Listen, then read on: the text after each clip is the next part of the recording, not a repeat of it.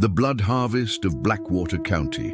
In the heart of Blackwater County, nestled between endless cornfields and forgotten dirt roads, lay the town of Darnell's Hollow. Population 312. It was a place most outsiders passed by without a second glance until harvest season arrived. Then, for reasons no one dared explain, the town's population always seemed to swell and then shrink again. It was late October when Clara Mills returned to her hometown after a decade away. She hadn't wanted to come back. Who could blame her? The town was haunted by rumors, whispers of disappearances, strange lights at night, and the scent of blood drifting from the fields. But after her father died, leaving her the family farm, she had no choice. The moment she crossed the county line, a chill settled into her bones. The cornfields were taller than they should have been, their golden stalks stained rust red at the tips. The sun set early here, leaving long, clawing shadows that crept across the land like living things. At her father's old farmhouse, she found everything coated in a thin film of dust. The lights flickered when she flipped the switches. The power was weak. She unpacked her bags with trembling hands, her ears tuned to every creak of the floorboards and moan of the wind. That first night, she couldn't sleep. At exactly 3:13 a.m., she awoke to a rhythmic tapping on her window. At first, she thought it was the branches. But as her eyes adjusted to the dark, she saw a face, a pale, gaunt face with hollow eyes and a wide, bleeding mouth. Clara choked back a scream, scrambling from her bed. But when she flipped on the light and turned back, the window was empty. Only the corn swayed in the wind. The next morning, she told herself it was stress, sleep deprivation. But when she walked into town for supplies, people watched her. Their stares were long and knowing. The old grocer handed her a bag of canned goods and muttered, "You shouldn't have come back during harvest." "What do you mean?" Clara asked. He didn't answer. That night she locked all the doors and windows. But the tapping returned, louder, more insistent. This time there was no face, just the sound of something scratching at the walls. Her phone had no signal. The landline was dead. She was trapped.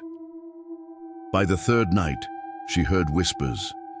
They came from the cornfields outside, rising and falling like chanting. She thought she saw shadows moving between the stalks, tall and thin, their heads crowned with antlers made of brittle corn husks. Desperate, she visited the church the next morning. Father Grayson was still there, though he looked older, thinner, with sunken eyes that wouldn't quite meet hers. "You need to leave, Clara," he said quietly, glancing toward the windows, "before the blood harvest claims you." "The blood harvest?" she echoed, heart pounding. He only nodded. That night, as darkness fell and the moon rose fat and red over the fields, Clara heard the chanting begin in earnest. The wind howled, the cornfields rippled like a living ocean. And then they came. Figures emerged from the fields, wrapped in tattered burlap sacks, faces painted with crimson streaks. Their eyes gleamed black as pitch, and their hands clutched rusted sickles. The scent of wet earth and old blood filled the air. Clara ran. She bolted from the house into the night, dodging between the rows of corn, her breath ragged and sharp. Behind her she heard them following, whispering her name, calling her home. She stumbled and fell, landing hard on her knees. When she looked up, she saw a figure standing at the edge of the clearing. It wasn't one of the harvesters. It was her father. "Daddy," she whispered. But his eyes were black, his mouth too wide, and in his hand he held a bloodied sickle. "This is the price, Clara," he rasped. "You should never have come back." Before she could scream, the harvesters closed in. Their hands were cold and slick with blood. They dragged her into the fields, and the corn swallowed her whole. The next morning, the townsfolk gathered at the edge of the fields. There was no sign of Clara Mills, just as there had been no sign of the others. Father Grayson led a silent prayer. The grocer locked his store. The sheriff, who had done nothing, returned to his station. By noon, the fields were quiet once more.